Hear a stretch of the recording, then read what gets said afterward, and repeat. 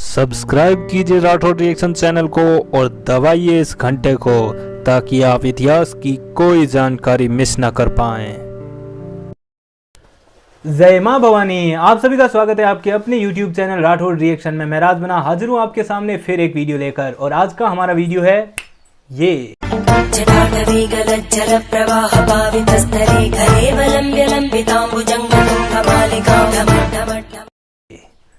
प्रजापति समाज एक ऐसा समाज जिसका बाकी हर समाज के साथ काफ़ी अच्छा और मधुर संबंध है। जब मैंने प्रजापति समाज का इतिहास जानने की कोशिश की तो मेरे सामने बहुत सारी कहानियां आई, और उन सारी कहानियों में से मैंने कुछ मुख्य कहानियां चुनी हैं। उम्मीद है आप लोगों को पसंद आएगी। प्रजापति समाज जो इन्हें कहीं कहीं कुम्हार, कुम्हार, कुलाल, कलाल ऐसे करके कई नामों से जाना जाता है। ये सारे नाम वेदों में लिखे गए कुंभकार शब्द से बने हैं, जिसका मतलब होता है मिट्टी के बर्तन बनाने वाला। आइए जानते हैं उनकी कहानियां। शुरू करते हैं। सबसे पहली जो कहानी हमारे सामने आती है वो है दक्ष प्रजापति महाराज जी की। शायद आप लोग सब जानते होंगे दक्ष प्रजापति महाराज जो कि भगवान शिव जी के ससुर थे।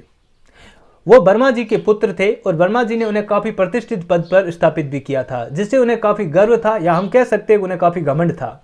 उन्होंने एक बार यज्ञ का आयोजन किया जिसके अंदर सभी देवताओं को उन्होंने आमंत्रित किया।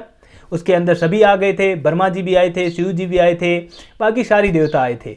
लेकिन जैसे ही दक्ष प्रजापति यज्ञ के लिए वहां पधारे तो सभी देवताओं ने खड़े होकर उनका अभिवादन किया, लेकिन भगवान शिव जी और ब्रह्मा जी बैठे रहे।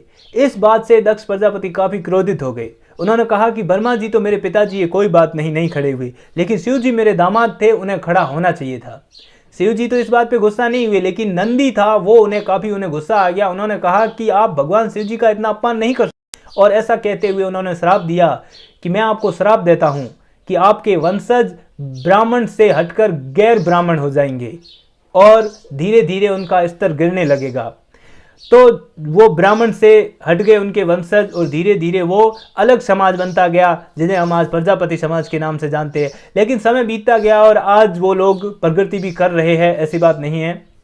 दूसरी कहानी है वो भी ब्रह्मा जी से ही जुड़ी हुई है। कहते हैं कि ब्रह्मा जी ने अपने पुत्रों को गन्ने वितरित किए और कहा कि इन गन्नों को संभाल कर रखना, लेकिन उसके पुत्रों ने उन गन्नों को खा लिया।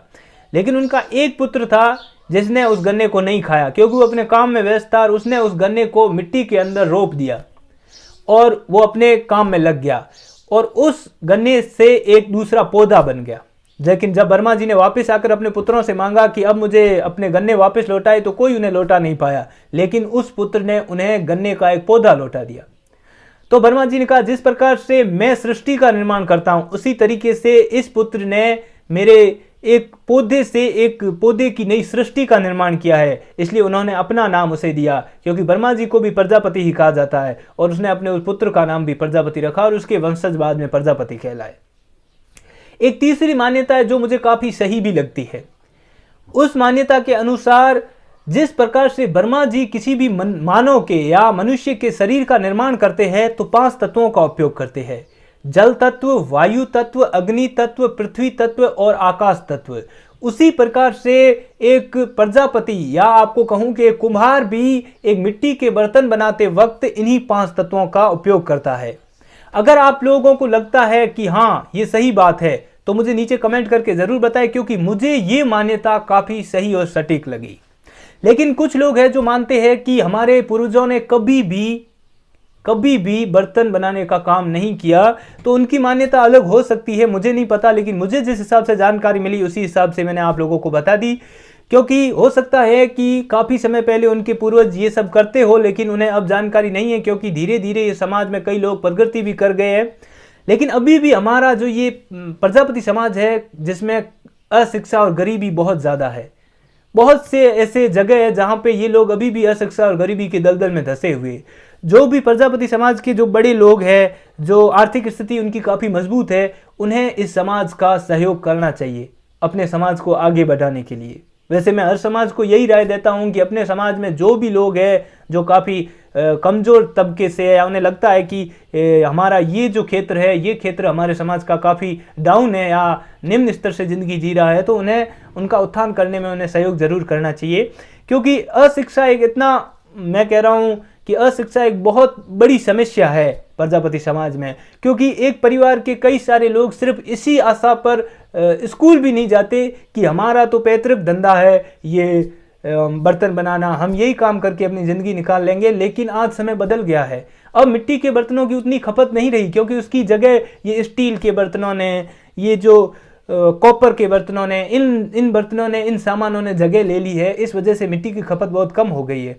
इसलिए हमारे परिवार में हाँ, अपनी पैतृक ये जो परंपरा है इसे जिंदा रखने के लिए परिवार के कुछ सदस्यों को इसमें रहना चाहिए, लेकिन बाकी सदस्यों को अपना अलग शिक्षा के क्षेत्र में, अच्छी जॉब में अपना जो दमखम दिखाना चाहिए। सिर्फ ये चीज़ें ही हमें अपने जीवन यापन के लिए नहीं है, बल्कि ये धीरे धीरे जाती जा रही है। लेकिन अपनी संस्कृति को, अपने जो पैतृक धंधे को बचाने के लिए कुछ लोगों को ये काम जारी रखना चाहिए। वैसे देखा जाए तो मिट्टी के बर्तन में भोजन पकाना, मिट्टी के बर्तन में पानी रखना एकदम निरोगी काया। कहते हैं ना कि पुराने लोग थे जिनके अंदर इतनी ताकत होती थी कि वो मतलब एक पेड़ पूरा काट के अपने कंधे पे उठा के लेके आ जाते थे।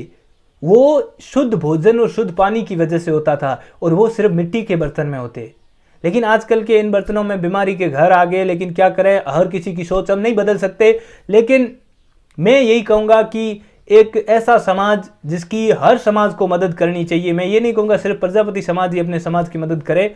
आपके अगर गांव में भी ऐसा कुछ है तो इन चीज़ों को बढ़ावा दीजिए।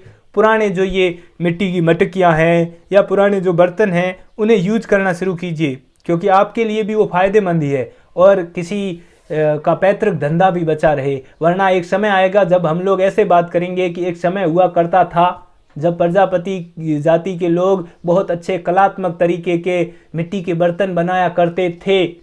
ये शब्द थे और किताबों में आ जाएगा, और वो मैं नहीं चाहता हूँ। तो उम्मीद है मेरे द्वारा बताया गया वीडियो आप लोगों को पसंद आया होगा। अगर आपको लगे कि हाँ मैंने जानकारी सही दी है तो मुझे नीचे कमेंट करके ज़रूर बताएं। और अगर मुझसे कोई जानकारी रह गई हो, क्योंकि बहुत सारी मान्यताएं, इतनी मान्यताएं है कि मैं एक वीडियो में इन्हें बता भी नहीं सकता, तो मुझे नीचे कमेंट करके बताएं कि एक मान्यता ये भी है जिसके अनुसार प्रजापति जाति ऐसे ऐसे थी। तो उम्मीद है मेरा वीडियो पसंद आए लाइक शेयर और सब्सक्राइब जरूर कीजिए। 1 लाख सब्सक्राइबर होने से हम बिल्कुल थोड़ा सा दूर है। उम्मीद है मैं वीडियो अपलोड करूंगा तब तक हो जाएंगे 1 लाख। तो अभी से आप लोगों को बहुत बहुत बधाई, और 1 लाख सब्सक्राइबर होने पर मैं फिर से एक वीडियो अपलोड करूंगा। पते की बात, सबको गिला है बहुत कम मिला है, पर ज़रा सोचिए जितना आपको मिला है उतना कितनों को मिला है। धन्यवाद।